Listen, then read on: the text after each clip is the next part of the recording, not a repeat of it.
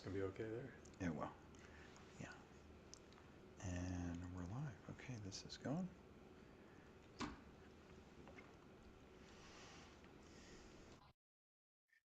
Welcome, everyone, to Mondays with Michael. Greetings to you. I'm Dr. Michael Gaeta. Greetings to you from Colorado, and welcome to our show. If you've been here if you're here for the first time, or if you've been with us a lot over the last 5.5 years, a warm welcome to everyone. We're streaming to several different platforms today.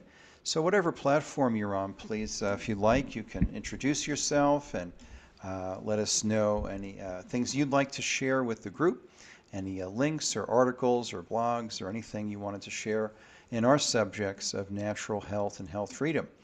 If you're on our watch page at michaelgaeta.com/watch, then you can also post questions for myself and today's wonderful guest.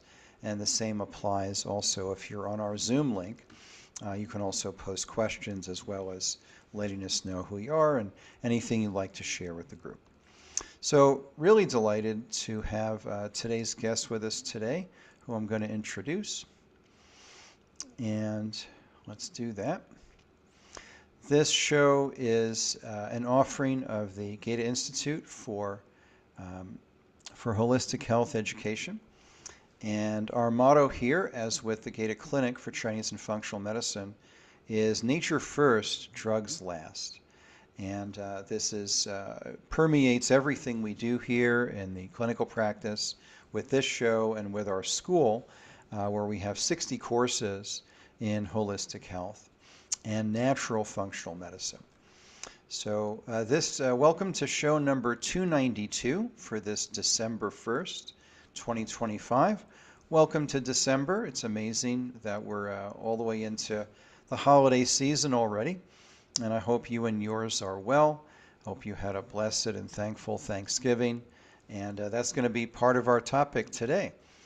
So as always, if you're on our Zoom link or on our watch page, please just type, don't be shy, put any questions you have or anything you want to share with the group that you've come across since you were last here, right into the Zoom chat or on the watch page. So really delighted to be sharing this time with a friend here in Boulder, who is just a remarkable individual, a visionary entrepreneur, and really someone who has been for many years doing well by doing good, and really bringing consciousness and positive societal change through his work. So this is Dimitri Sunshine. I'm going to bring him on camera in a minute, but I just wanted to tell you a little bit about him. And he is an impact entrepreneur who is passionate about community creation, holistic health, our topic here, and conscious business. His mission centers around a simple belief that when people have access to the right resources and environments, they can accomplish incredible things, as he has. His current startup is called Match Keys, which is helping large groups connect members in more meaningful ways using artificial intelligence and conference organizers to create a year-round engaged community using well-facilitated monthly gatherings. His other passion is creating a conscious chamber of commerce, which we're going to talk about today, called the Regenerosity Society. I love that name. Whose mission is to create an authentic community of impact entrepreneurs grounded in a give-first culture. So extra bonus is we get to do a live show together in person right here in Boulder. And so welcome, Dimitri. So good to see you. Thanks for being here. And we're going to get our chats open for questions. And good morning to you, Dr. Hinders and Carol. Good to see you. Donna shared something from James Corbett on descent into madness. Wow, this is great. And thanks. Yeah, let's give Dimitri a warm welcome, whatever platform you're watching us on, please do. All right, and I'm just going to get our watch page sorted so we can see who is there as well. And welcome to folks on the watch page. If you want to introduce yourself, that'd be great. Okay, good.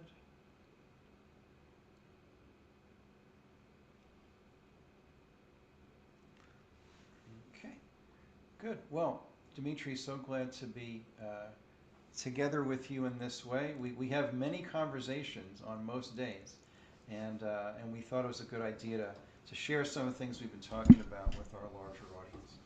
All right, so we are in good shape. All right, well, thank you for being here, taking the time. And so for folks who are a little less familiar with you and your work, just tell us a little bit about how you got here and a little bit of your arc and story of how you came to be doing the work you're doing now. Wow. I mean, this is over a decade in the progress.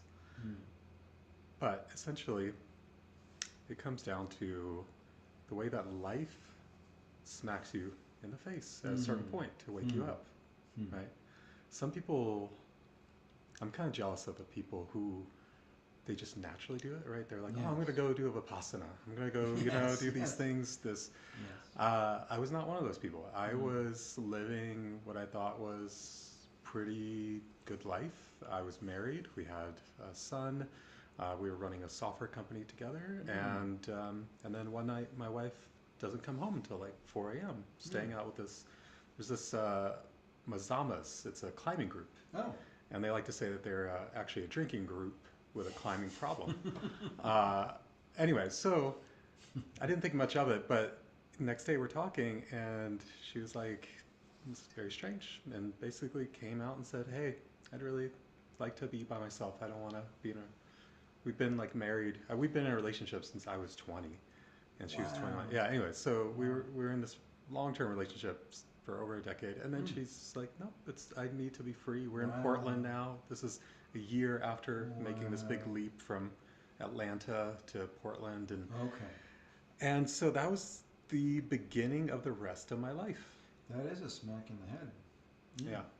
Wow. Yeah. So. Sorry about that. Yeah. I mean, it was the best thing that could have ever happened to me in the long run. Okay. Right. So short-term discomfort. I mean, short-term incredible. Incredible. Pain, right? Yeah.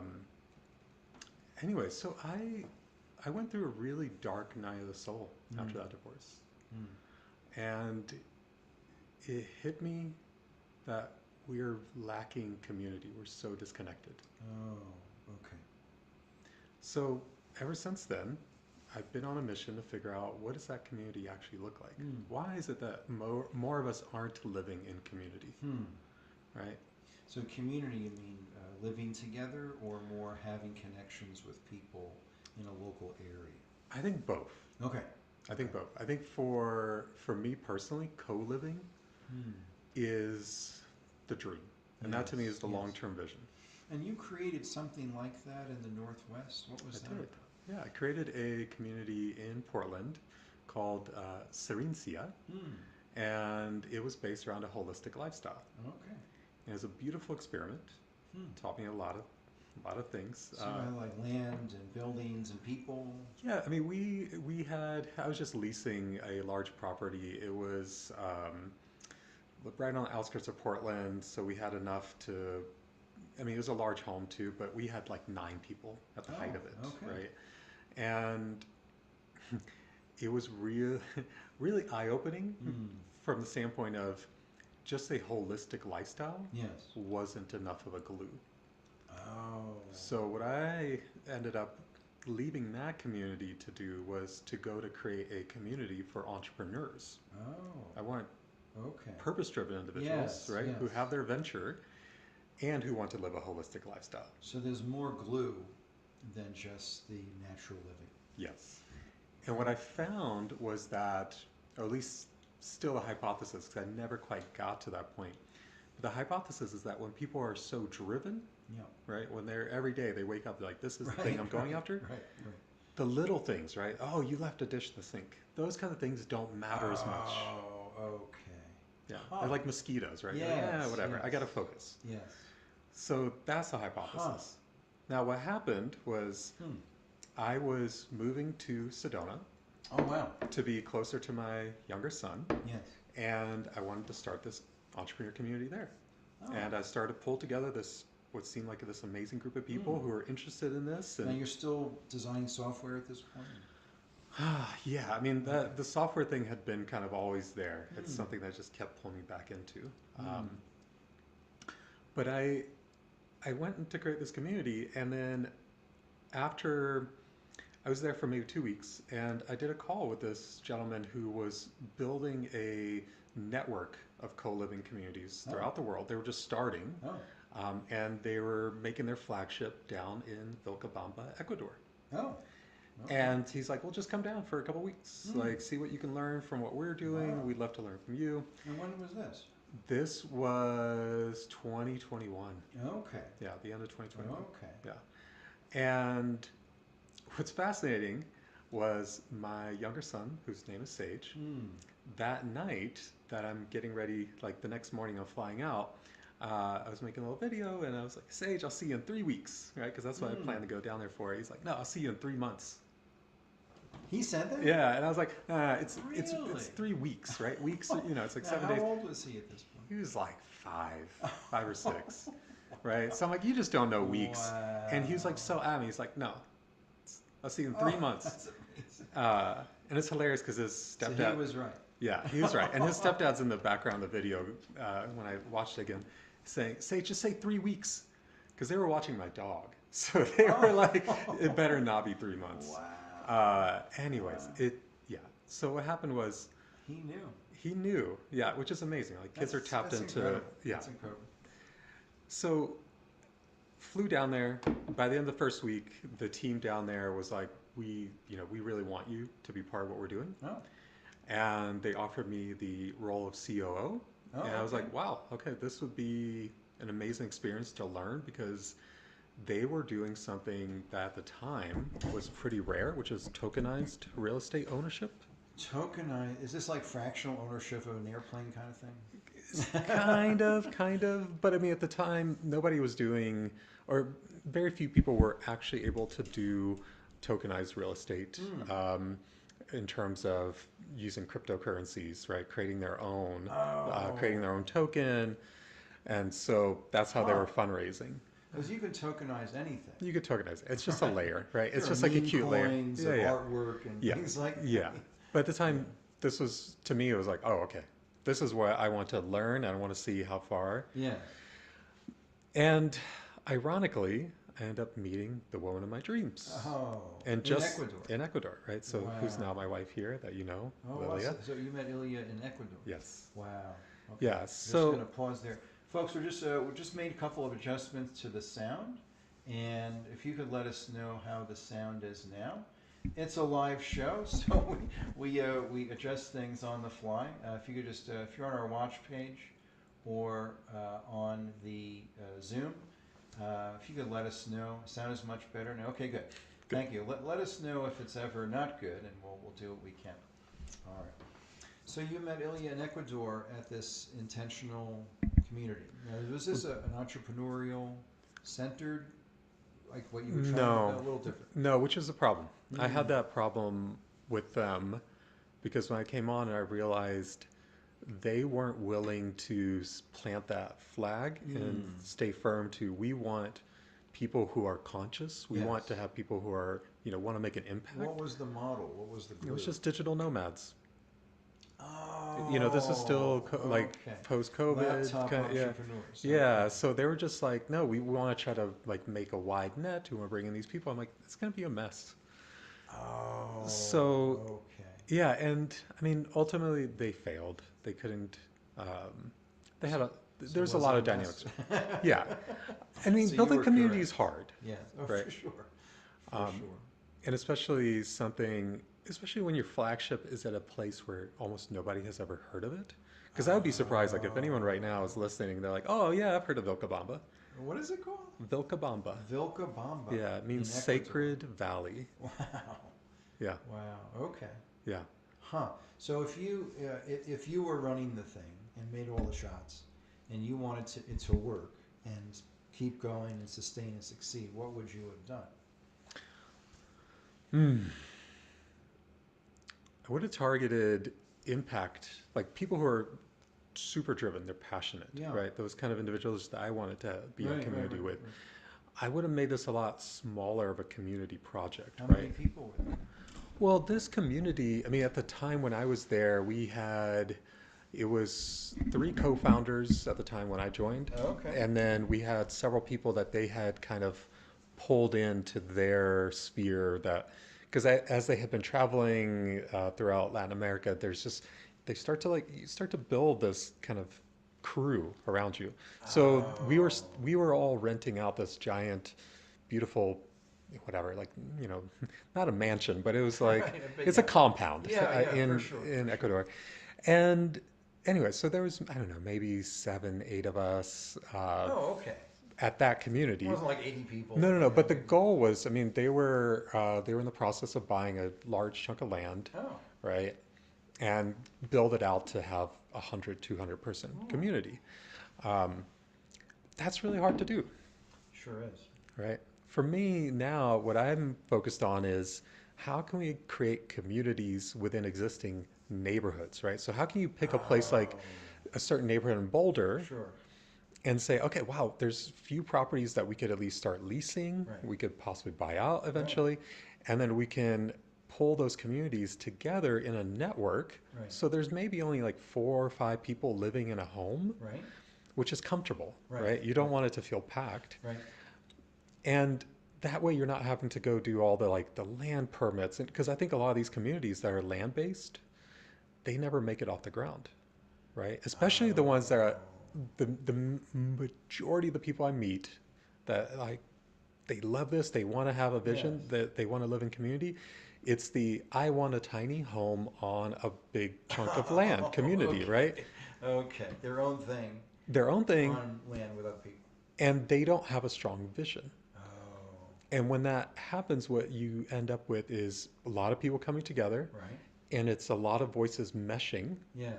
So, I mean, the most successful communities are ones where there's a spiritual leader. Yes.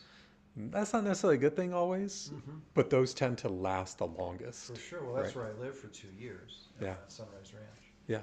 Yeah, the Glue is a spiritual community that's worldwide, and this is the headquarters. And they have 2 cottage businesses, a conference retreat center, and a farm, organic farm, that pay for the community. But there's been since 1945, at least in recent decades, 80 to 100 people living there. So and it works. It's like an organization. It's like Yeah. it's a thing. But you're right. It needs some kind of purpose, glue, some congruent higher thing, Yeah. other than it would be cool to live together. Yeah. Yeah. Yeah. Yeah. And I mean, this is, I think, what we innately know, Yes. that we need each other. Mm. And I think for a lot of people, it doesn't hit them until they get through. They're essentially either before they have children, right? When Right. they're younger years, and they're more Yes. open to like Yeah. how could I live, Yeah, like, right. or they become empty nesters Right. and they wonder, okay, now what What's is next? life? Yeah. Yes. So Huh. that, and I think, I mean, I know personally for me, I live so much more in alignment with Mm. other people who are going, especially people who can be like, hey, should you really be eating that, sugary thing at night? Okay. Which I don't have that issue, Sure. but Sure. that's like For common example. thing, Yeah. right? Yeah. Like, and the community I had in Portland, that was beautiful to see how people were, willing to stay accountable. They're like, hey, I want you to, we had one woman that was actually like, I need you to redo my doorknob so it locks from the outside to lock me in at night so I don't go eat in the middle of the night. Wow. And I was like, Wow. okay, like, anyway, yeah. So Interesting. I think community is where we can flourish, Yeah. even though it's harder. Right. So you have this idea of small home, not small homes, but I mean a home with not massive amounts of people, Yeah. and more than one of them in an area. Then they have a common thing that they share. And then would that also interface with folks who are not living in the community, like connecting with like-minded people who maybe share similar vision values, who are living in their own house, for Yeah. example? Yeah. Well, this is where that regenerosity society comes in, Okay. right? That's the larger community aspect. And for Okay. me, that feels a lot more pressing and it feels a lot more of like a baby step. Mm. Because when you're living in community, a lot of your energy goes into that, right? So Totally. you need to Yeah, yeah, commit yeah, to that. This is yeah. where Right. this is where you need formal structures, and Right. volunteer-based communities For sure. tend to have burnout, right? Because Yes. it's, 80-20 or 90-10, where, Right. 10% of people are doing 90% of the work. Yeah. So this is where you need those official structures. Mm. So this is why right now, we live with just one other person, or we might have Right. two Right. other people, but Sure. we're not going for a full-blown community yet. Yes. Yes. I think this is where, in the interim, having these, whatever you call them, virtual communities or affinity Sure. communities, where it brings people together, they feel a sense of camaraderie, Yes. they can support each other, Mm. but it doesn't have all the pain Residential. points. Yeah. Yeah. Yeah, Yeah. Yeah. You yeah, can still go home and do your own exactly. thing. Yeah.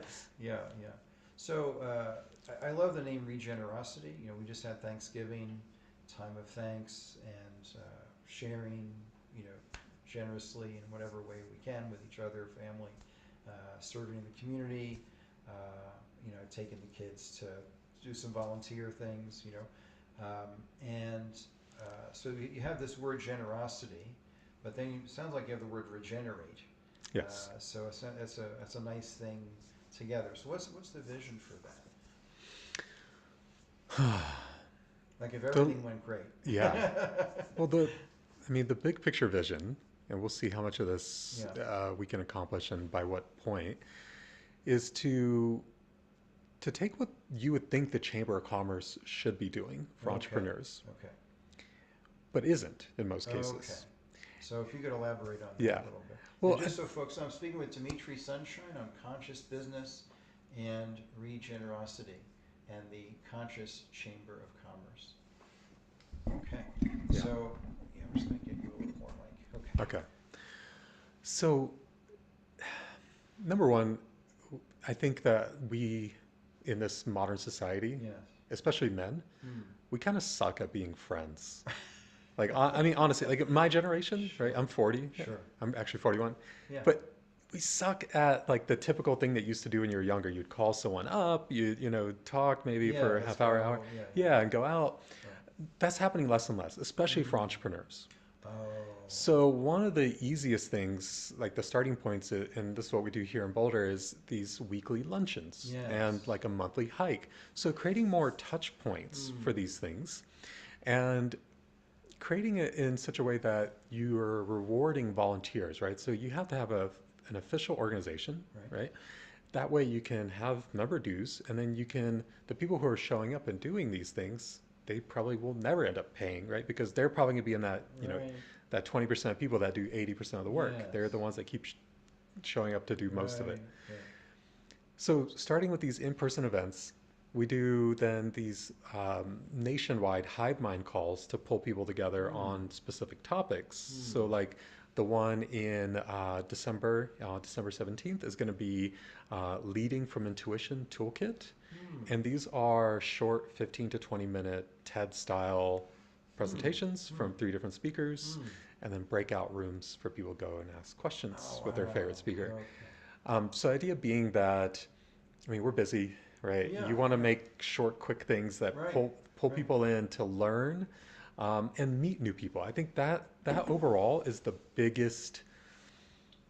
that's the biggest desire I see. People want to meet Yes. more individuals and connect at a deeper Yes. level. Well, that was part of and we talked about it here quite a bit over the last 5 years. Is there's just the wound, the lockdown wounds, Yeah. so to speak, which was about isolation, keeping us separate, away from each other, not visiting grandma in the hospital, all this kind of nonsense, and keeping kids home. They're doing school on a screen, really terrible stuff. Distancing. It was the opposite of human. Yeah. It was very anti-human. Yeah. And so we saw the results of that in anxiety, depression, suicide, terrible things. And after that, and I saw this myself because and after that, a craving for connection, a craving to reconnect in person live, even like this is wonderful because I'm usually half of a screen with somebody somewhere else, Yeah.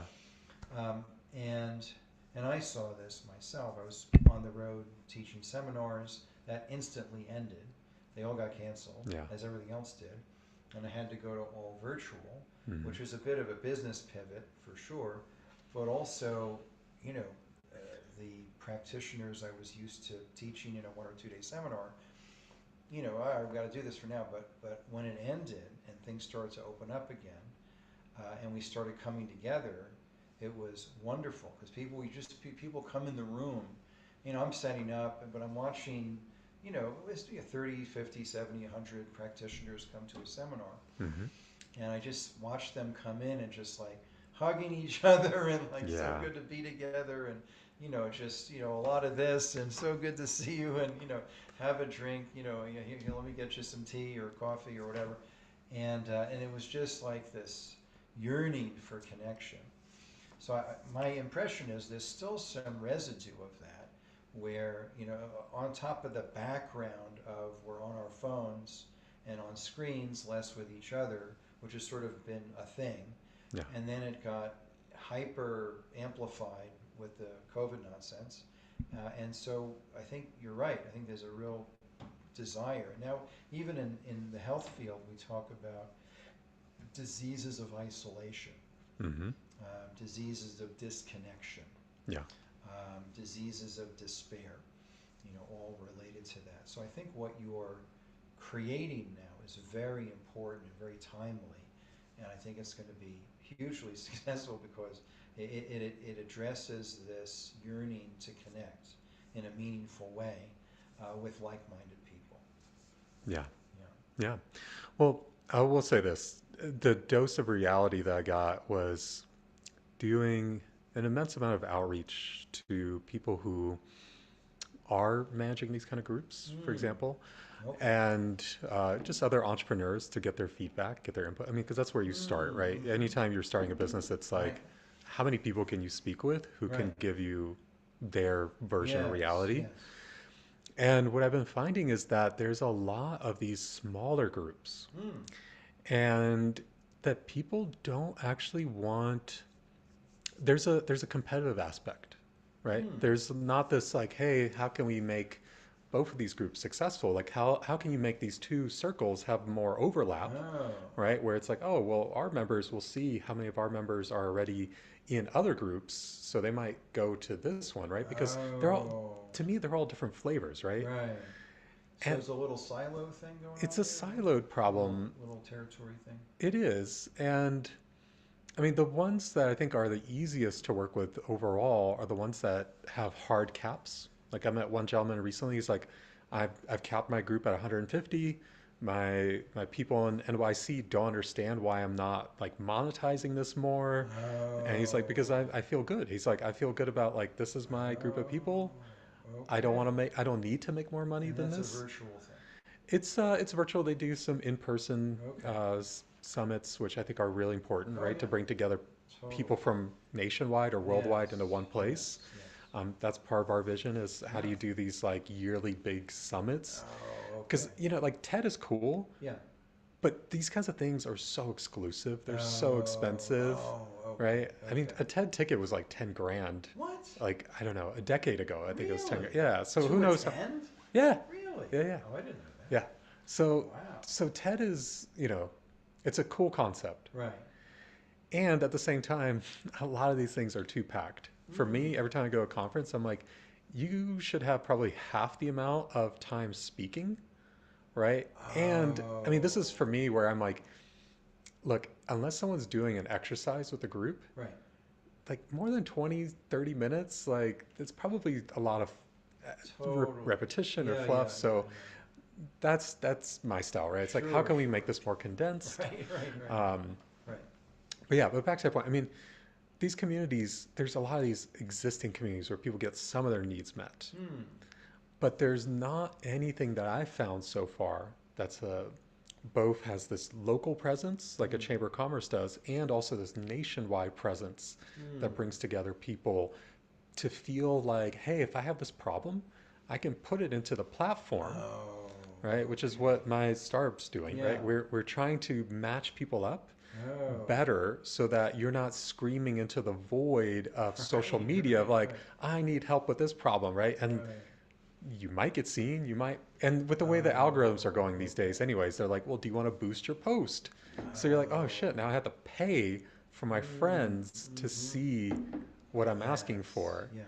right? So that was the goal of Match Keys, was like, hey, how can we make the connections easier so that Mm. you can see who's in the network and make Oh, that like completely free, right? So if you're right, within the group and you're wanting help, right. that's like all included. Oh, You're that's awesome. yeah. So I'm gonna just gonna pause there for a sec, Dimitri. I'm just gonna give folks on the watch page and also um, in the Zoom link the link to Dimitri's platform that he's building that I think is fabulous, and I'll put this in the chat. Matchkeys with a Z Mm-hmm. .com, and you can go see what that's about. Anything else you want to say about that particular project? Well, the irony with Match Keys Yeah. was that we rolled it out to a conference here Oh. and to a group here. And what I found was that people don't really want another platform. They would rather they would rather Okay. stick with the existing ways, right? Because Huh. it's hard to get change. Adoption of a new thing. Yeah, so they'd rather that something keeps they could keep doing something ineffectively, like posting in a WhatsApp group and hoping that people see Yes. it, Yes. or posting social media. Right. And that works for some people, Yeah. right? And that's where there's this feeling of like, oh, there's hierarchy or whatever you want to call it, but certain Oh, people like they get okay. so much more responses in the Oh, group because okay. yeah, I actually thought about, I'm like, can I put investor on my LinkedIn bio? I'm like, I've been investing in third world entrepreneurs through Kiva. I was like, That's it's good. $5 a month, but Yeah, does sure, that? sure. Because that's the kind of stuff that it's like I think people answer you, they get back to you. Oh. We're It's so a status word. it's Yeah, yeah. it's a status word. Anyways, So you've been in this space of what we might call conscious business, conscious entrepreneurship. What does that mean for you? Like, what is conscious business, and what does it mean as one to be a conscious entrepreneur? yeah, it's a loaded word, huh? Well, it can be. It Yeah, can be. Yeah. yeah. For me, what it comes down to is, are you being driven by something that is outside of yourself in terms of this feeling of I want to create something that will outlast me, that will Mm. be, um, The legacy piece and yeah, like a legacy. It's not something that you're doing to make yourself richer or, like, because that's what, I mean, if you go on LinkedIn right now, the amount of people whose bios is like, I'll help you, I work with, so only people who make this much money, or I'll help you make more money. There's right. nothing about like, I want to make the world a better place, right? So Oh. it comes down to is, do you want to do something that helps others, or do you want Mm. to just make more money? Okay. And to me, there's a pretty wide gap. Okay. At least that's Okay. what I found. Sure, sure. No, you've been in it. Yeah, Yeah. So that to me is what's conscious, right? yeah. Are you actually wanting to do something that's of impact to this world, right? Right, right. Yeah, one of our faculty here at the school is Steve Farrell, Hmm. who's a local friend of ours, and he had built and sold two very successful tech companies in Silicon Valley, and then has really wanted to see what that meant of Mm. conscious business. And these were larger organizations. I think they were about 300 employees Oh, kind of size. yeah. So not like Microsoft, but Yeah, but 300 people is really hard. yeah, yeah, yeah. So, but it wasn't like, three guys in a startup, either, Yeah. So, but anyway, and so he came up with this, I don't know if he came up with this, but there were three P's of people, profit, and planet. Yeah. So that there was a larger purpose beyond just profit, which you need. You got to make money. You have to be profitable to stay in business and pay your people and take care of your family and all of Yeah. that, and expand operations, And then so that was a model that resonated with him that someone else had come up with, the 3 Ps: Mm-hmm. people, profit, planet. And then he added presence. Mm. That was his 4th P. Okay. And presence for him meant that the conscious entrepreneur attends first to their own growth, Mm-hmm. their own evolution, their own refinement of their own presence, Yeah. so that whatever they're doing, they're alone in their office, at their desk, they're with an employee, they're with a vendor, they're with a customer, they're with whoever, that their presence is a blessing, Mm. regardless of the context. And that was, I'm paraphrasing a bit. He did a presentation for our functional medicine program, which was wonderful. But that was part of his, and that's like our functional medicine program is like growing yourself to grow your practice. Growing your practice from the inside out, inside meaning me, and then out into the world, to the patients, the clinic, the staff, whoever. But that presence piece really resonated with me. Like, how am I showing up where I am? And that has an impact, Yeah. and it kind of feeds everything else. Because a person who's trying to, as best they can, serve and contribute and be a blessing to others will be attractive in Mm-hmm. terms of profits, will be a positive influence on people, and will tend to do things that are beneficial to the planet. So I think he saw, and I would agree, presence as being sort of the core thing, that the other P's emanate from that. But I agree with you. I think that my experience of it is serving something larger than oneself, even the business itself, that it serves there's some societal good that happens from it. Yeah. Yeah. Now, what I think you're alluding to, that presence, is it's this pinnacle of being a conscious entrepreneur. Mm. Can you allow the work to come through you? Can you step out of the way and essentially be willing to put yourself almost in these perilous situations where it doesn't make sense logically, right? The brain is freaking out saying, Yes. this doesn't make sense. Yes. Which is what's happening for me with Regenerosity Society, Yes, right? yes. Because the brain is like, focus on your startup, right? Like that needs to be profitable. For that sure. has to sustain you. Yeah. And yet my heart and my gut is basically saying, hey, there's this underlying need, right? It's like, Yes. this is more than just a little like pet project. This is something that people are yearning for. And it's like, keep going, so it's essentially, Yes. it's just like, it's this intuition. It's like, just take this next step, Yes. right? Yes. Take this next podcast interview, right? Right. It's hard. It's super hard, right? Especially when you've got people around you who are basically saying, hey, are you sure you're doing the right thing? This doesn't seem like the right thing to me, right? Because they're not you. They don't know. Yes. They can't, it's hard to relate that. Yeah, you've got that heart desire and vision that someone else looking in may not completely understand, and they may think you're nuts because you have this other venture that you're growing as well. Yeah. And I get it. I was listening to a Joseph Campbell interview, Power of Myth guy. Star Wars was kind of based on his explanation of mythological stories and story arcs and character arcs and things like that. But anyway, he was into archetype, very deeply into archetype. And he was telling a story of how he got started. He had a relatively recent wife, a baby or two, something like that.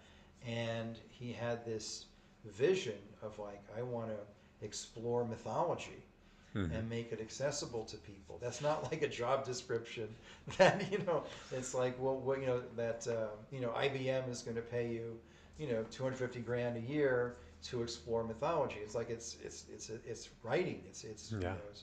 So he had a teaching gig, and he was teaching writing or literature or history. I forgot what the subject was, at a university. Finished his PhD, Um, and it was doing his dissertation that awakened this passion in him to explore myth. Hmm. But it wasn't a job description with a salary, right? Yeah. So he had his day job, which he loved teaching. He just loved being a professor and teaching students and getting them to get excited about writing in literature and history and myth. And then he had this like passion project, which became what he was known for. But it wasn't immediately, something that would, feed his kid, Yeah. so to speak. So he kept that going until his books really took off, and then he didn't have to teach anymore. Yeah. Wow. So he always talked about, and my piano teacher told me that maybe because I wasn't good enough to be a concert pianist, which is true. In the classical world, she said it's always good to have two things. So I was a psychology major, and a music minor. Mm-hmm. And she said, stick with that. Maybe because I didn't have the chops or ability to be a concert classical pianist. But she said it's always good to do two things. Like she was a performer, but she was also a professor. So she had her performance group, which was her love. But she had this university gig, teaching courses in music and teaching students in the school privately in Long Island.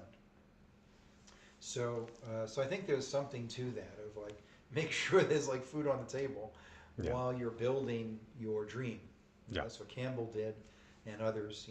And even myself. I was a musician full time, but really wanted to grow my start a health practice, and so I just did that sort of on the side while I was teaching piano and doing gigs, and I was a church organist and choir director, and all this sort of music-y stuff. And that paid the bills while I started my practice 35 years ago. So it was I get where you're at, and I think it's it's cool because the thing your Match Keys thing is a good thing in the world, and however it works out, you have this passion to create something that is about community, which I think is going to be huge. And I get that there's a balance there, to make sure that everything happens. Yeah. But that story about Joseph Campbell was really powerful because, think about if he never went down that path, right? Like, that's, we'd be missing something huge. So, so for me, one of the long-term things I want to do with is this co-living community. It's called Co-Nexus. Oh, cool. Okay. So with Co-Nexus, one of the core aspects there is a fully inclusive lifestyle model. So people are, paying one fee to be able to come in and have all their needs taken care of, right? And you have different tiers, right? So This is residential. This is the residential model, right? Okay. Now, for people like Joseph Campbell, because imagine someone coming in and saying like, hey, I want to put all my focus into this study, right?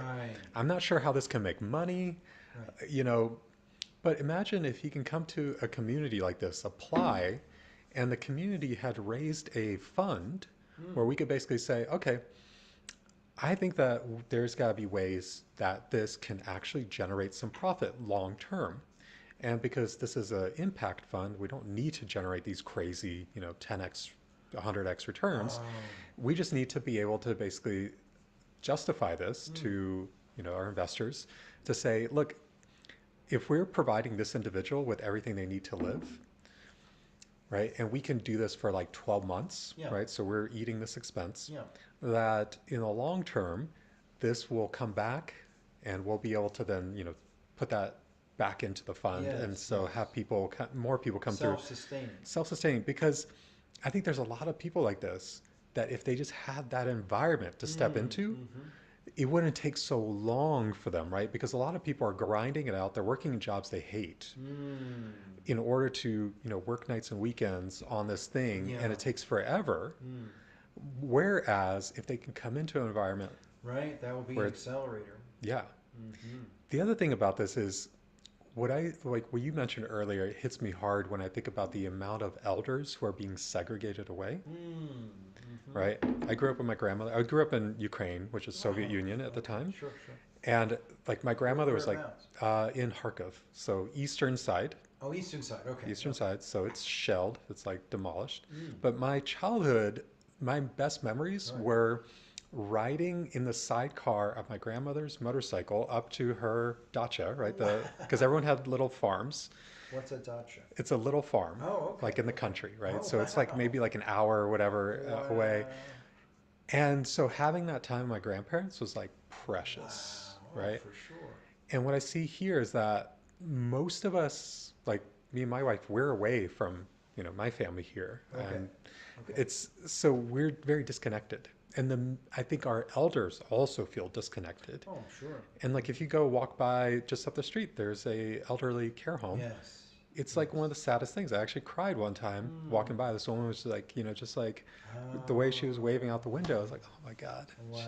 they're so lonely. When was the last time somebody visited Yeah. her?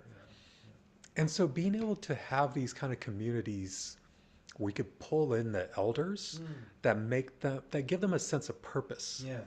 right? Yes.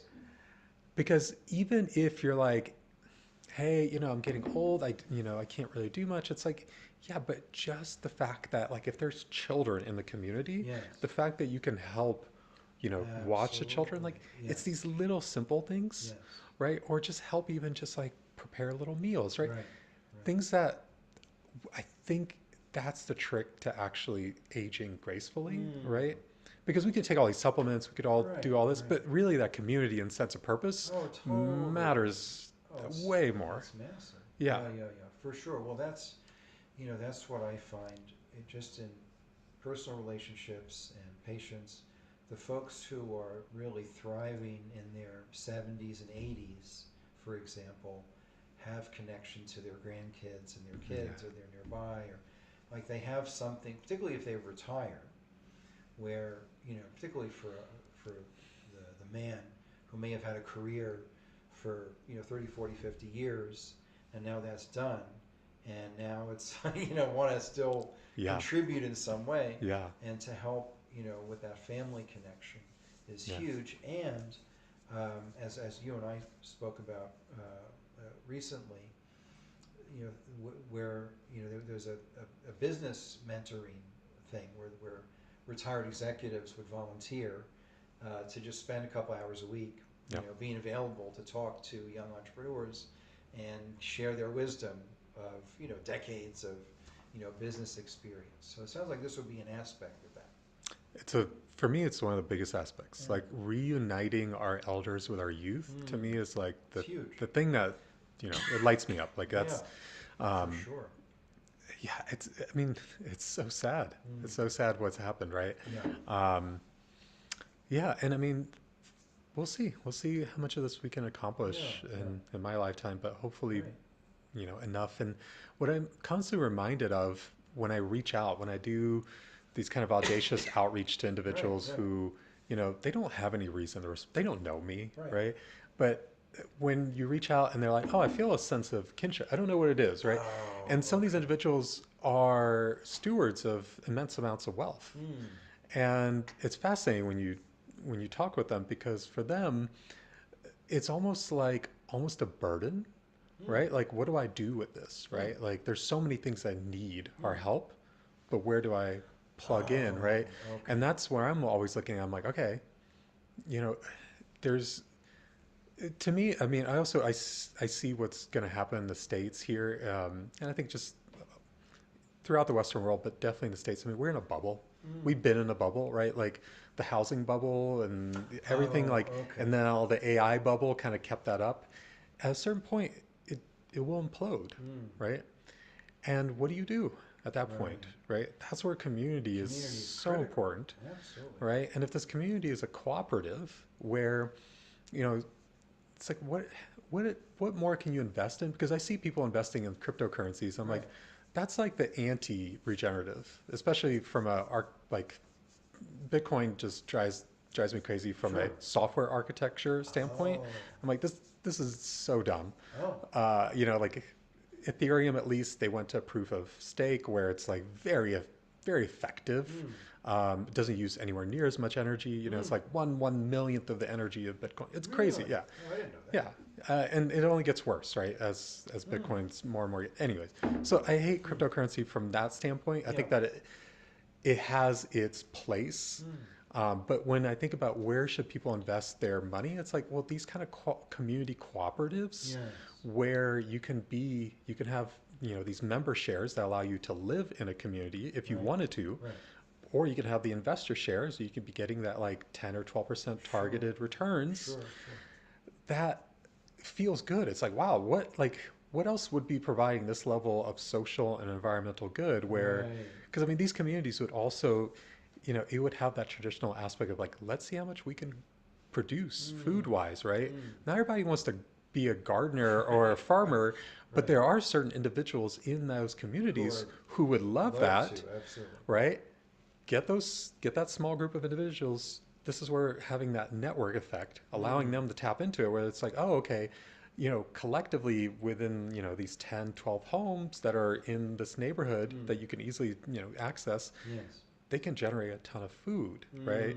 They can make sure that they're not using any pesticides, they're not using any, you know, Roundup. Like having that strong level, right, of baseline standards. I mean, these are the things that are so hard to do if you don't have the network effect, right? When you have this, and it's no longer an individual house, it's a network of homes, that becomes a whole different story. And so it sounds like there's an incubator aspect of this, where someone who has a social good venture or things they want to create can come and be held and provided for a time. So they can actually create something and not have to worry about, you know, making a living, so to speak. And then there's this other aspect where like-minded people can live together, connect with the community, connect with other communities who have a similar orientation. Where they're looking to do good in the world, to create something meaningful, and support each other in doing that according to their own talents and abilities. You know, what they can contribute. Yeah, exactly. And the incubator would be fascinating from the standpoint of being able to have people trade shares, right? So you're not technically getting a free ride. You have to trade shares of this organization, this corporation that you're starting. There has to be a way, right? There has to be that. In this case, that's where I would say that's reciprocity than generosity. Right? Generosity is someone's just giving something without any expectation of return. Reciprocity is there's something expected in return. There's that, you know, Covey talked about interdependence being a higher level of living than dependence. And so being interdependent, we need each other, we lean on each other, we support each other, more than, you know, a dependent sort of, you know, model. Which might be appropriate for children, but, you know, as adults, how can we, you know, that kind of mutual support model. So what suggestions would you have? Well, first of all, I want to make sure folks have, Dimitri's written 2 wonderful pieces that I'm going to share with you in the chat. And love your comments, questions, anything you wanted to ask or mention, please do write in the chat. And I'm just going to share with you 2 articles he's written recently that are just wonderful, that also flesh out some of the principles that he's been talking about here. And you can read more about it and also connect with him through these areas. So again, anybody who has questions, comments, anything you want to add or contribute, please do. And we welcome your thoughts on all these amazing ideas. And for folks who may not end up in one of these communities or arrangements, what can folks do kind of where they are that can enhance their sense of community, connection, contribution, mutual support? What are some things that you would suggest? Great question. For our listeners who may not be engaged in, you know, and may not end up participating in one of the things you're talking about. besides moving to Europe. Besides moving here. Right. Um, I mean, we know very few of our neighbors, right? Right. So it's Right. like, do you want to? I mean, like here, it was amazing. We had neighbors that would put together this little picnic, right? Essentially, for Yes. all the neighbors and Yes. try to invite them out. And they do that a couple times. Right. So, I mean, you could start there. You could start with just like Mm. inviting your neighbors, and I think if you do that, the trick is can you provide some prompts? Mm. Because otherwise, I think what we end up doing is we end up staying very shallow. Right. We never really get Right. to know them. We don't get to Yeah. know like what are their fears, what's their Mm. pain. Right. We talk about the same things. It's how's Yeah. oh, the weather is great. Right. Yeah, And also what their talents are, like what are they yeah, engaged with, what are they working on, yeah, all of that. yeah. So I mean those are little ways to start. Mm. Um, but I mean this is where having more community organizations that bring people together. Mm. Um, I know there's quite a few little ones, but I think they all struggle. I mean, this is where Right. having a larger body that Yes. can help these Yes. smaller organizations is what I always come back Right. to. That's great. That's great. So, what would this conscious chamber of commerce look like? Because we have local chamber of commerce, businesses who want to participate, pay an annual or whatever membership fee. There are meetings. There's a directory. There's something like that. Presentations and meetings. What's your idea for this conscious chamber of commerce? Yeah. Well, we want to take that existing model, right? Mm. That works to a certain degree, Yes. Yes. but we want to go deeper, right? So, like for our networking events, they're facilitated in such a way that, or like the hiking events, also Mm. follow this format where it's 7 minutes per person Oh. sharing. Okay. So you never get stuck with somebody who takes over, Right. and you get a prompt, Huh. but you're always at choice. Yes. You could say, well, screw that. I'm not going to answer that prompt, right? Like Right. I'm going to Right. just ask you this thing that I want to ask you. Sure. Sure. So having a deeper level facilitation, Okay. right?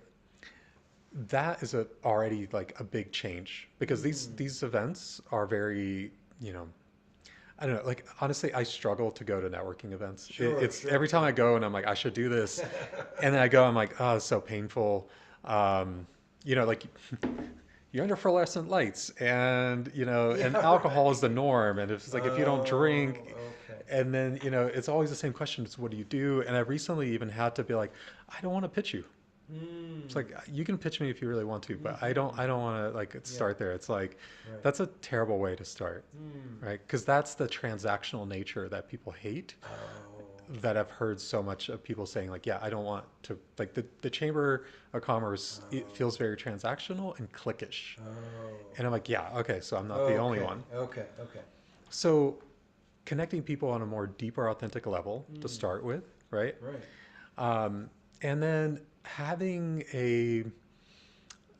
this directory where people can actually ask for, like, say, this is what I'm doing, and Mm. this is where Match Keys does, right? We use AI language. We Mm. don't just like you can't just drop everyone's data into a LLM, Right. because Right. Right. Right. it sucks at that, honestly, Right. right? So what we do is we actually calculate based on their dimensions, right? They have Mm. vectors and dimensions, Oh wow. so we calculate based on those.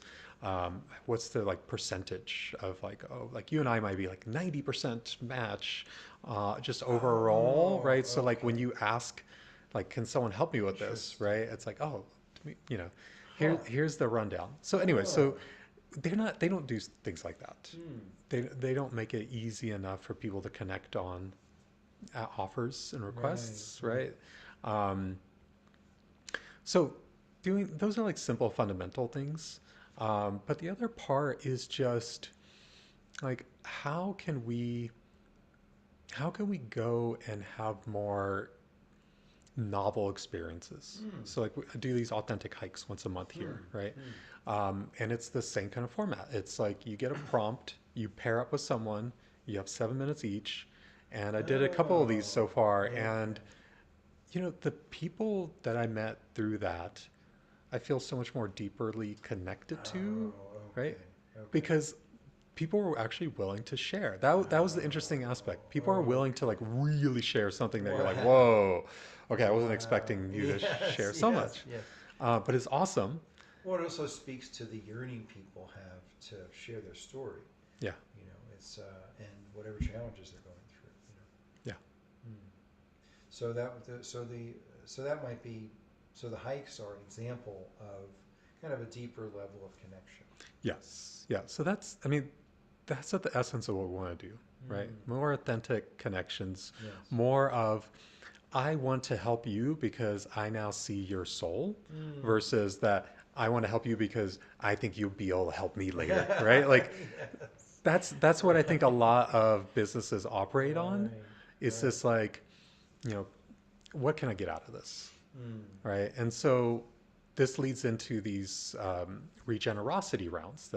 This is something that is based on this author, Adam Grant, who wrote this great book called Give and Take that I Okay. highly recommend. Okay. So fascinating. Wow. All about the psychology and practices and, of givers and Oh. takers. And there's also matchers. Oh wow. Yeah.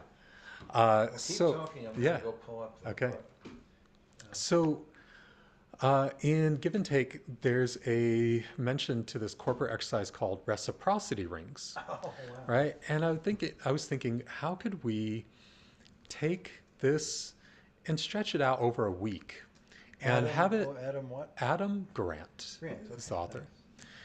And how can we stretch this out over a week and bring more people together so that you can enter into a group Right. that you don't necessarily know who the other people are. We make it Oh, anonymous okay. initially, and what you do is you see what are the asks in that group because Okay. everyone puts in one ask. Oh, And so you get into a group of 8 people, right. based on you're like, oh, I could fulfill that ask, right? I can introduce this person as Right, somebody that can right, help because right. that's probably in business what a lot of this comes down to. Can Oh, someone who do you introduce know? me? Yeah, Right. yeah. Who do you know and who do they know? Yeah, yeah. So you join, then you have a quick little meeting to make sure that everyone's clear and they get to know each other on Right. what is it that you're actually like. What's the nature of your ask? Right. Are we really going to fulfill this Yes. properly? And do this over a 5-day sprint. So people have Oh, like, like interesting. on a Sunday or I don't know, we still haven't figured out which days of the week would work Right, best. right, But right.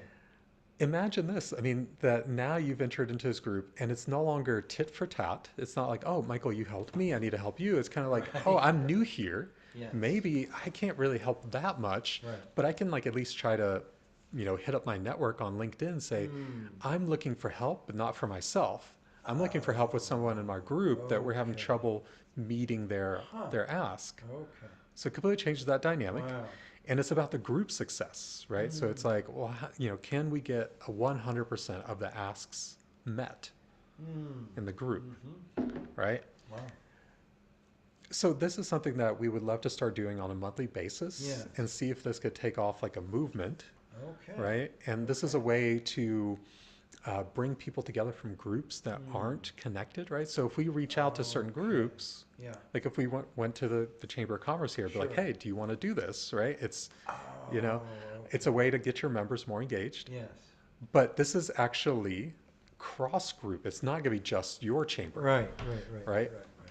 Because that makes it too Mm. siloed. Yeah. But now you might meet somebody from this other group that would normally never have intersected, Oh, but they okay. intersected just because they're like, oh, I can help you with that ask, Yes. right? Oh, wow. So that's the premise of these That's regenerosity awesome. rounds. Okay. That's what we're doing with Match Keys as Yeah, like sounds one like of it. our You're communities as a facilitating. service. Yes. Yeah. That way, like for conference organizers, it's a way to, well, if you do this at a conference, that's way more exciting, right? To start off the conference with like, okay, everyone put in one ask. Where you're gonna get like you're gonna find your group, Wow. and then by the end of the conference, Wow. we'll see whose groups have achieved and what stories Oh, we can wow. already share from this. Oh, that's great. Yeah, so that's That's what we're doing, and that's what I was telling you is that earlier with the platform, the technology Yes. that I thought was going to be the end all, Right? that's actually secondary Mm. to this human like facilitated experience. Wow. Well, that flips it around, doesn't it? Because usually it's like the tech is the thing. Yeah. and the people are like incidental. Yeah. But now it's like the people are the thing, the connections, the relationships, the mutual support, and the technology is just there to support that human connection. Yeah. I sometimes call it anti-social media because you're interacting with a screen, not a person. Yeah. In person. So that's a wonderful vision that I think is very doable, and I Yeah. think people want that. I mean, people are yearning for that. Yes. I hope so. Mm. Yeah. We'll see. I mean, again, change is hard, Yes. Yes. and it seems like you really need an outcry, right? That's what I Right. think. Is Right. people really need to be very upfront. And I mean, this goes back to that authenticity standpoint, Mm. right? It would behoove us for people to actually be so much more authentic and real with us, Mm. but it's hard to do because we're worried about hurting each other's Right. feelings, right? Right. So that's where you need those environments where that can be cultivated, And right? just being willing to be vulnerable. Like I'm not this projected Instagram perfect life, Yeah. kind of person. Like I'm a flawed, you know, imperfect person, trying to, doing something useful with my life, being an imperfect person. And it takes something, it takes courage to be willing to show that. Yeah. So, any other thoughts that you had for our listeners, just to feel complete for today? Hmm. Have you given someone a hug today? Have you given someone a hug today? Love that. Yeah. Yes. Yeah. You definitely want to not surprise them with a hug because Right. some people they're trained martial arts and it's not good. Mhm. But I mean that to me is ultimately I think one of the measures of a good life. Right. Have do you get a hug on a daily basis? Mm-hmm. Right. If you Right. don't, this is where we have to come back to community. Have Yeah, to we figure have out to. where we could get this on a daily basis.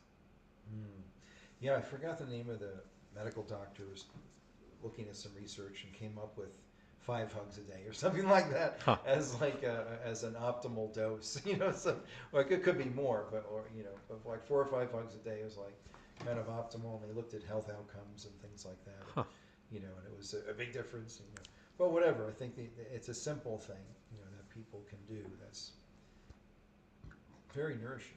Yeah. Yeah. I mean, and the other aspect here is, I mean, even eye contact, right? I think the simple things of getting in sync with another person, Right. right? Which is hard to do on screens, right? That's so awkward. Yep. But yeah, this is where connecting with people on a deeper level, So having eye in contact, person, eye contact, some hugs, yeah. ideally, yeah, yeah. And I think this is where animals are amazing, and they're not going to provide Right. that connection, right? Like, For sure. and and here's the thing for me, I find it really painful whenever I see somebody on the street who's clearly like tormented. Sure. And what I've realized was that it's a it's a disconnect. That's really all it is. It's that person has gotten so disconnected from the rest of society that they feel dehumanized, Yes. right? So it's this downward spiral, Right. and that like what we do with in our society here is like we lock people away, right, in psych wards and other places where you know you're not going to get hugs, right? And or it's like frowned upon, right? You know, we don't address the core needs of people, right? To be Yes. seen, Yes. to be loved, to be hugged. Like these simple things. Understood. Yeah, like we're not doing this, and yeah, I mean, this is where there's so many people working on mental health solutions right now, Yes. and all of those, let's say that most of those fail to meet these basic fundamentals, right? Right. Do you, Wow, that's such a good point. Because even in my field of functional medicine and Chinese medicine, it's easy to get sophisticated first. Yeah. You know, what's the test? What's the herb? You know, all of this. And it's so important to start with the basics of relationships and sleep and physical activity and food and clean water and sunshine and fresh air and you know just things that are basically free, Yeah. but are the foundation. You know, and I like getting fancy and sophisticated. I'm good at that, but it's always in addition to that foundation. Yeah. Yeah. I mean, this is where back in 2018, I moved to the Big Island of Hawaii Wow. to create a community Oh, for like a retreat center and community for people who are struggling with extreme anxiety and depression, wow. because that's something I had struggled with. Yeah. That was something that I struggled with after my divorce, Okay. right? Oh, of course. Yeah. Yeah. I mean, to the point of like being suicidal at one point, right? Oh, And if I didn't have yeah. my son at that time, I might not be here, right? That was my Oh, main you reason had a for, reason. You had a yeah. purpose. Yeah. And what I realized afterwards was that I was doing everything wrong, Oh, right? Like eating tons of shitty bread sure, and, sure, sure. tons of caffeine, everything that I could be doing wrong. Mm, Using cannabis to self-medicate. sure. And I'm like, look, if I had found this community, which I did later, I found this Polestar Gardens community. That's a Yogananda based Oh, community okay. on the Big Island. Sure.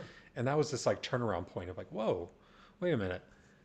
If somebody is, you know, eating meals together, they're doing, gardening, these kinds of things that kind of Yes. bring them back down to Yes. earth, and they're meditating several times Yes. with other Yes. people, right? Because I mean, when you meditate with other people, that's a whole different experience, right? Totally. Especially Totally. like experienced meditators. Mm-hmm. You're in the field, Mm. and so that opened me up, and I'm like, wow, wait a minute. All the things that we do, right? Right. All the medications, all these things, they actually make it worse, Yes. right? The amount of individuals who never had any kind of psychosis Mm. until they actually got off some psychotropic meds is Right. enormous, as you Right. probably know. For sure. And instead, they could just be living a holistic lifestyle Yes. in a place like Hawaii Right. where In it's community. just, Yeah. yeah, in community. Yeah. That to me was the answer. Mm. Now, what was ironic was I was there maybe 2 weeks and thinking that, okay, my timeline for this is going to be like 6 months to like work my way Mm. into the community, find somebody who's got the land, find some donors, right? Like it's going to be a whole big thing. Yeah. 2 weeks in, I'm at a Vipassana community, just giving back because I had done a Just Vipassana. tell folks what that is. I would say 10-day meditation, silent meditation retreat. Mm-hmm. That's like a boot camp. It's Yes. 100 hours of meditation if you do the whole thing. Mm. Um, a lot of people freak out. Yes. That's actually that can cause psychosis in some people. Um, anyway, so I did a Vipassana before coming out to Hawaii. So I come out there to this community, talking to the owner of it and telling him about my mission there. Mm. And he's like, I love that. You should do that here. I'm like, what do you mean? He's like, well, we do these courses in January, and then the rest of the year, this is a pain in my ass to actually manage this. Oh. If you take this over, that would be like a win-win for both of us. Oh. I was like, no way did I just like, because this was already like this Wow. of a Vipassana is like 60 something people. I mean, a lot of them were like in they did a lot of camping, like so they had a lot of tents that they would set up there. But this place could easily host several dozen people, like just with the existing infrastructure. Anyway, so I was like, this is too good to be true. Mm. And he said, okay, the only catch is you need to sit and serve, right? So there's 2 courses coming up. So you have to go through another course, and then you need to serve a course, which is still like, I don't know, 30, 40 hours of meditation that you're easily doing and you're still doing, Right. you do all the cooking and cleanup Mm-hmm. to support the people doing it.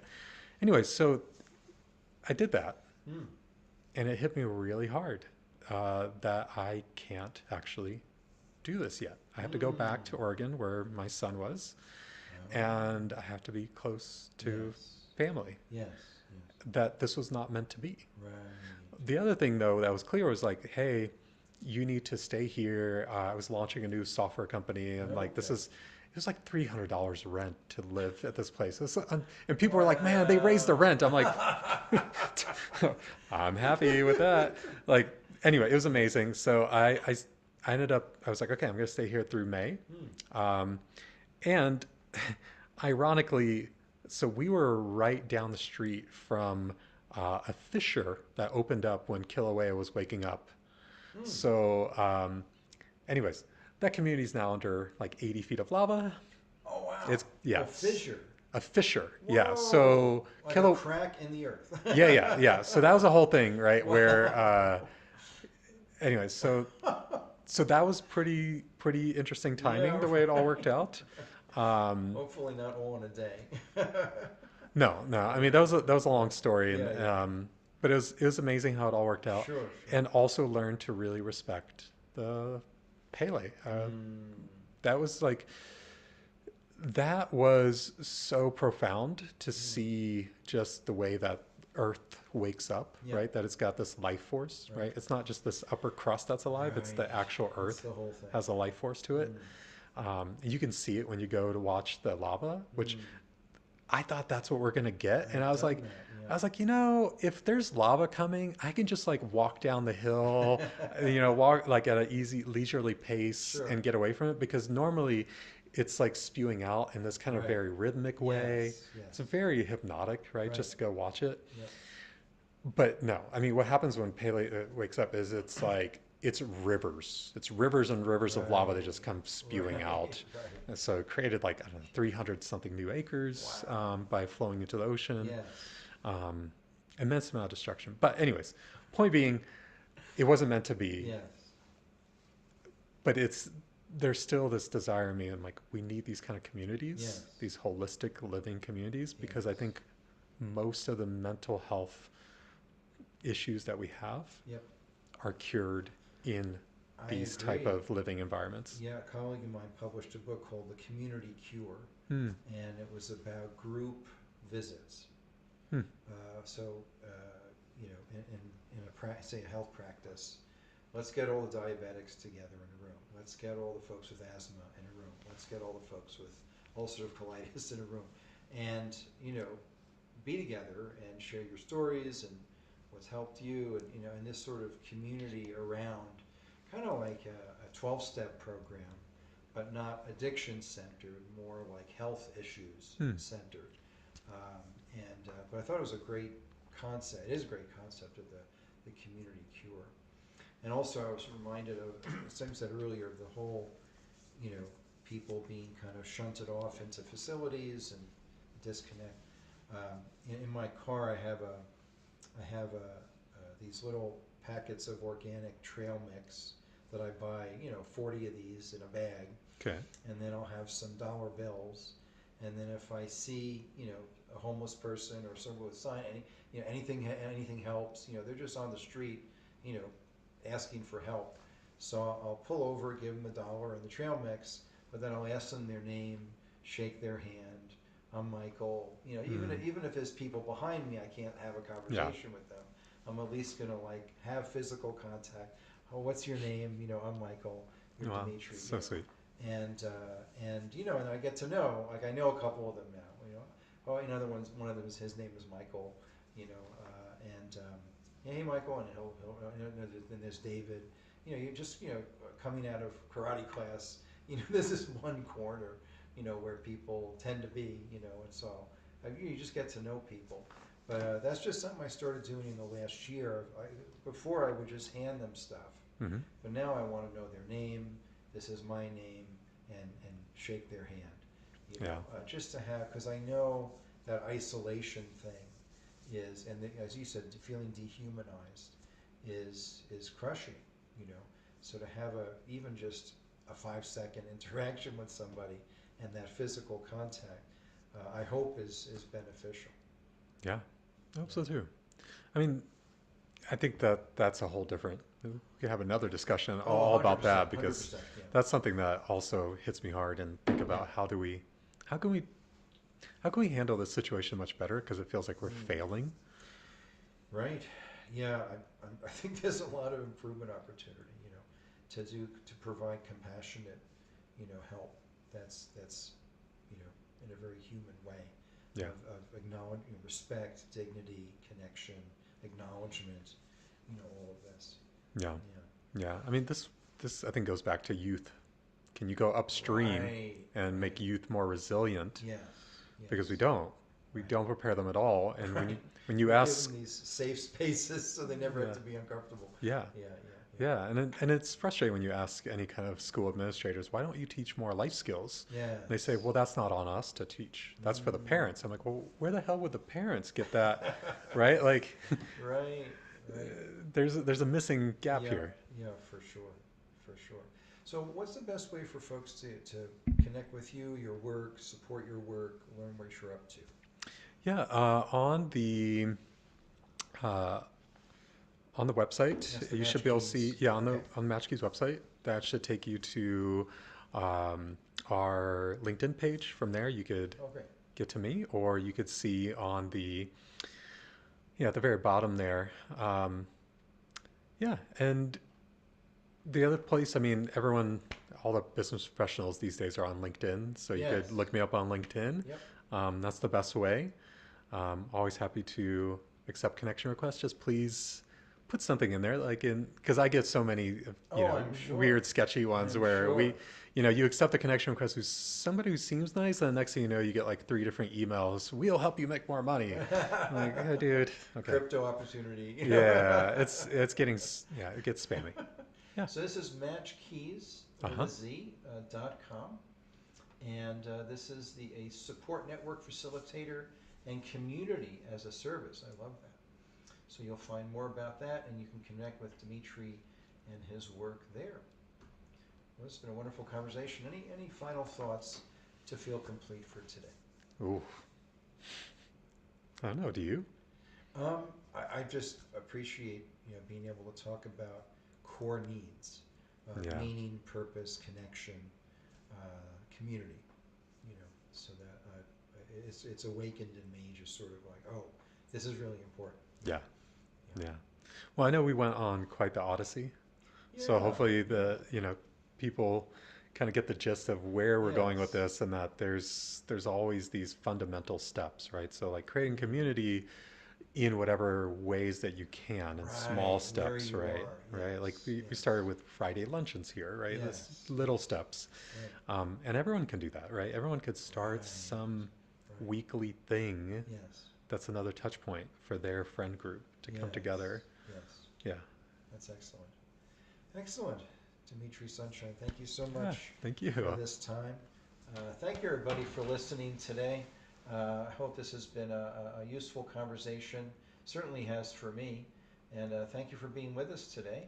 And as I like to do, I'm going to close with some music for you. And have a wonderful week. And I'm trying to just make sure that we didn't have any other announcements for today. No, I think that was, let me just double check. See if we covered everything. Oh yeah, just for those of you who are less familiar, okay.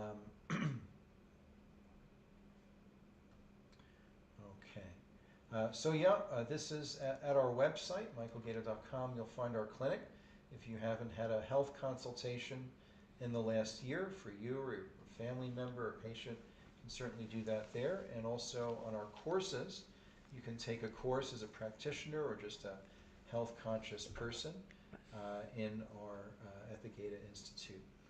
And for the practitioners here, don't forget our Natural Functional Medicine Board Certification Program, which is a year-long journey in a wonderful community. Just talk about that. There's a wonderful community of practitioners that is part of that. And I think that was about all the announcements for today. Looking ahead, we have some wonderful guests coming up, and a new course from Dr. Lee Merritt is coming up in March. So there it is. Thank you, everybody. Blessings to you and yours. Hope you had a blessed and thankful Thanksgiving. We certainly did here. And find someone you care about and give them a hug.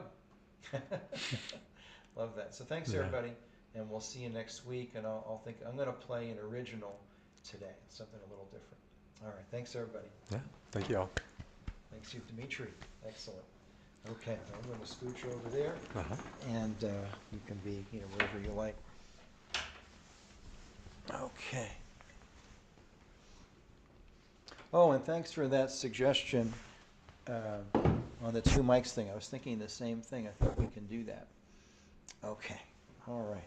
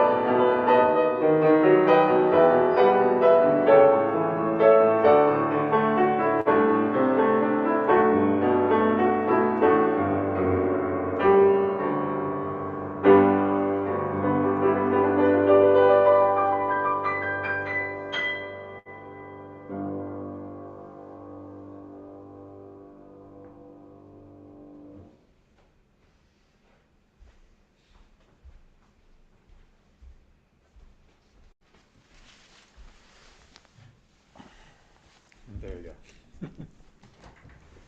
Well, thanks everybody for being with us today.